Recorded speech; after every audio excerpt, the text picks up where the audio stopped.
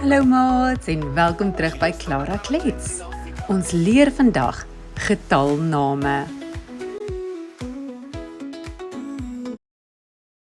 Nou wat is getalname? Getalname is getalle wat in woorde geskryf word en nie in nommers nie. Nou gaan ons leer hoe om die getalle te skryf. 1 1 2 T V I 2 3 D R I 3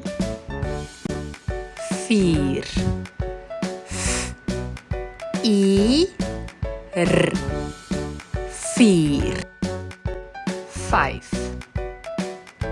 Visie F I en 'n kiertjie F 5 6 S E S 6 7 S E V E 7 8 A G T 8 9 N E G E 9 10 T I N 10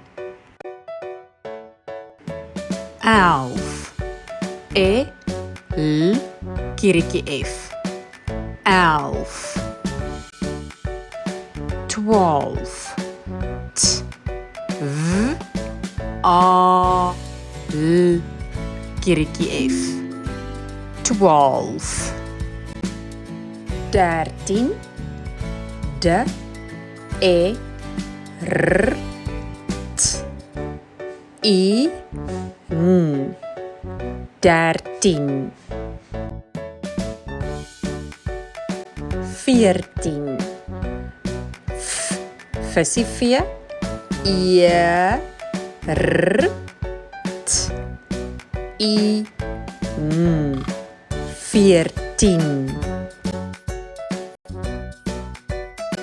15 Visie V I kiertjie F T I N 15